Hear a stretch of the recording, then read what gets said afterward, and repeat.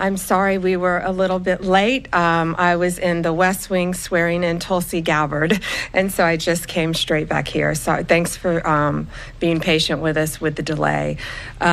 We're here today because we have filed charges against the state of New York. We have filed charges against Kathy Hochul. We have filed charges against Letitia James and Mark Schroeder, who is with DMV. This is a new DOJ, and we are taking steps to protect Americans, American citizens, and angel moms, like the mom standing right behind me, who you're going to hear from in a moment. New York has chosen to prioritize illegal aliens over American citizens. It stops today. As you know, we sued Illinois, and New York didn't listen. So now you're next. Millions of illegal aliens with violent records have flooded into our communities, bringing violence and deadly drugs with them. With me today, I'm so proud to be joined by Tammy Nobles. Tammy is an angel mom. Her beautiful daughter, Kayla Hamilton, was murdered by an MS-13 member in 2022. Kayla had just turned 20 years old, and she was raped and murdered by someone who should not have been in our country. Yet, he was released, flown to Maryland, where he committed this violent murder. I just want you to hear from,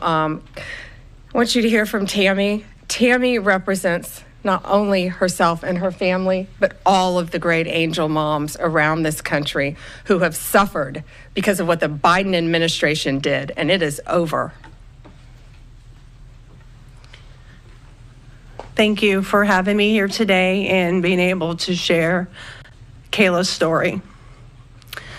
Her murderer was able to come across the border knowing that he was flagged as an MS-13 gang member, and he had a criminal record in 2020 in El Salvador for illicit gang activity. He came over as an unoccupied alien child, saying that he was afraid of gang activity in his country. Health and Human Services called him a nice boy, and he showed age-appropriate behavior. That fell so wrong when he murdered my daughter.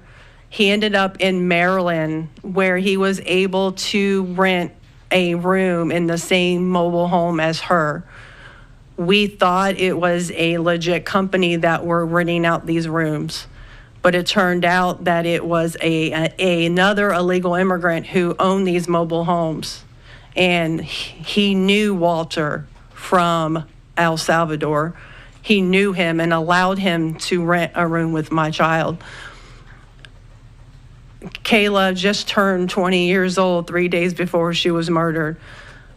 Her murderer was only living there for 5 days before he viciously strangled her, raped her, and left her on the floor like trash and robbed her of $6. I have been sharing her story for over 2.5 years to bring change, because this should have not have ever happened to Kayla, and it shouldn't be happening to other families being hurt by the border. Homeland Security did not do their jobs. They did not check his background. You know, they did say that he was processed. So if they processed him, they knew that he was a gang member and still allowed him here. Health and Human Services did not verify the sponsor and allowed him to go with a sponsor that they don't even know if it was his cousin or his aunt. And he was able to leave the sponsor's house to go live wherever he wanted. And I am going to continue sharing Kayla's story to help save others and to bring awareness of what was happening under the Biden-Harris administration. And I'm so thankful for Pam having me here today. And I'm so thankful for the opportunities I got from Trump and any other platform, people who allowed me to share her story, because this is going to end. No other parent should suffer by having their child murdered by somebody that shouldn't that shouldn't be here.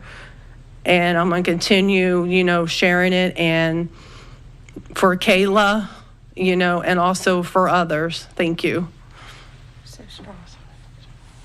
And it's my understanding that he also admitted to other murders, correct? Multiple murders. Yes, he wrote a letter, and it was intercepted in jail that he committed 4 murders and 2 rapes. And that's who we were letting walk into our country. And that's why President Trump has directed this to stop. And if you don't comply with federal law, we will hold you accountable. We did it to Illinois. Strike 1. Strike 2 is New York. And if you are a state not complying with federal law, you're next. Get ready. And the great men and women of law enforcement are standing behind me today. We have FBI, DEA, ATF agents. They put their lives on the line every single day to protect us.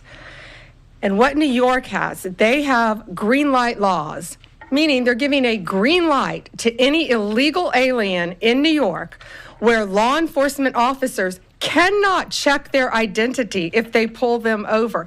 Law enforcement officers do not have access to their background. And if these great men and women pull over someone and don't have access to their background, they have no idea who they're dealing with. And it puts their lives on the line every single day.